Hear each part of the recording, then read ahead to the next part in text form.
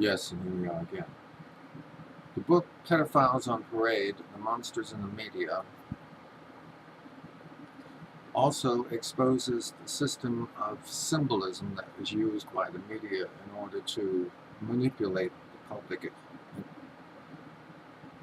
as a whole towards a very negative view of pedophilia in general, but also uh, towards the politics of hysteria which generates. Here we have Volume 2, The Popular Imagery of Moral Hysteria, which goes in further to what I just said. Make sure you can see the title and the author of this particular banned book. Okay.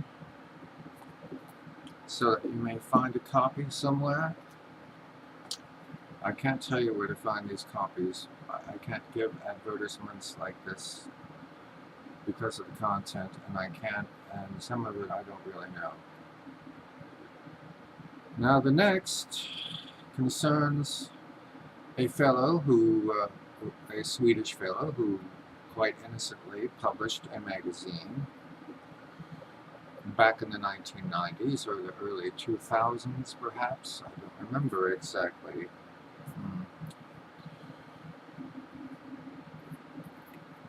Which was widely embraced in the underground at the time of the gay movement. The difference is that he at times also featured pictures of underage boys, that is,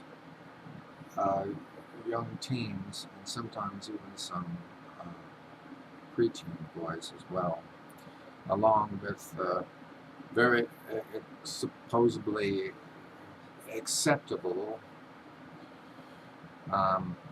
18 and over gay porn. He was acclaimed but also condemned by most of the so-called gay community, both in Europe. They were actually more sympathetic to his cause, and in the U.S., of course, condemned the whole thing out and attempted to make him something that he wasn't. He didn't consider himself to be a pederast, a boy lover, in the definition of that term.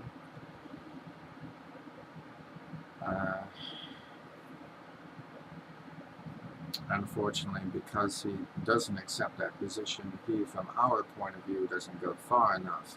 But we still sympathize with the fact that he was attacked simply for what he wrote and the pictures that he represented. This is the author, and the book, it's called Gay Man's Worst Friend, The Story of Destroyer Magazine, now which has been completely banned in itself. The next one is a book which completely refutes the feminist claim of the 1990s that girls were somehow being undermined in the educational institutions of both the US and the UK. There was a phrase at that time, something like girls being left behind. Well, in fact, this book refuted every single claim and proved beyond a shadow of a doubt that these claims were completely false, erroneous, and completely unscientific, because she exposes the inconsistencies of these people's claims. And it is entitled The War Against Boys, which is about as anti-feminist as you can get. How misguided feminism is harming our young men. And there, of course, is the author. No, you have to read it for yourself. I'm not going to, because of the copyright laws and everything, I'm not going to name it. Copyright laws are more supreme idiocy, but we'll get to that later. And I have to say that because of this book, The War Against Boys, and another one coming up very soon, yes, Harmful to Minors, I have to mention that even though both authors were women, they were actually physically threatened and attacked because of their work. Not only being declaimed, they were actually physically threatened just for having written these books, which is a point I want you to remember. Then there is the Lucifer Principle. This book here, in which you learn all about the neural net and how society manipulates the individual to do basically whatever it wants, and how violence and aggression can be used by entire societies, etc., and the comparison to the animal kingdom as a result. But this is our newest one, the trauma myth.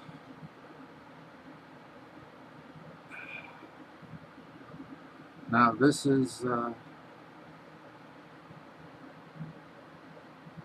the truth about the sexual abuse of children and its aftermath, which completely refutes every claim that the feminists and the claims makers have made about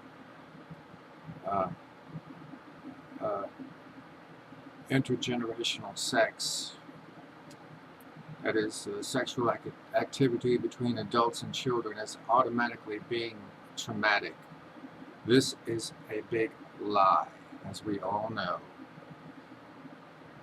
And it is a book that is written by yet another feminist who does not toe the party line, and because of that, she has been viciously attacked. And the book has been completely suppressed, as was the Rind Report, which was a meta-analysis of the whole subject of child sexual abuse and all of the existing case histories, which, interestingly enough, came to a completely different conclusion than all of what the propagandists have been telling us for the past 20 years or more. And that ends part 2. Thank you.